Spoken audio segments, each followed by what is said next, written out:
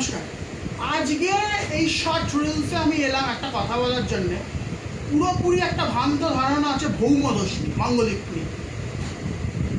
মাঙ্গলিক কখন হয়? মাঙ্গলিক হয় লগ্ন থেকে, লগ্নে যদি মঙ্গল থাকে, আমাদের লগ্নে যদি মঙ্গল থাকে, লগ্নের চতুর্থে যদি মঙ্গল থাকে, সপ্তমে যদি মঙ্গল থাকে এবং দ্বাদশে যদি মঙ্গল থাকে, তাহলে সেখানে ভৌমদোষ হয়। অষ্টমের মঙ্গলে ভৌমদোষ হয় না, হয় না, হয় না। ঠিক আছে, এটা অনেকেই বলছে অষ্টমের মঙ্গলে কোনো শাস্ত্রে নেই অষ্টমের মঙ্গলে ভৌমদোষ। অষ্টমের মঙ্গল খারাপ, সেটা অন্য কারণে খারাপ। অষ্টমের মঙ্গল নিয়ে আমি অন্য ব্রড ভিডিও করবো, ভৌমদোষ নিয়েও করবো। এটা শর্ট করে বলে দিচ্ছি।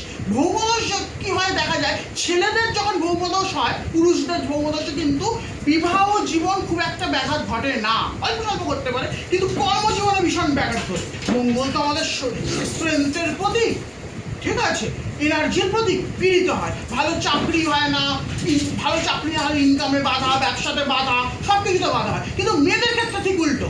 মেয়েদের ক্ষেত্রে আর খুব, যাদের ভৌমিক মেয়ে মানে ভৌমদশী মেয়ে, যাদের মাঙ্গলিক মেয়ে, তারা কিন্তু জীবনে প্রচুর এস্টাবলিশ হয়। এটা আমি দেখেছি, এটা আপনি মিলিয়েও দেখে নেবেন, এটা কিন্তু হয়। ঠিক আছে, কিন্তু তাদের আবার সংসার জীবনে খুবই বাধা থাকে। আমি ভৌমদশীটা একটা লং ভিডিও করবো। নমস্কার।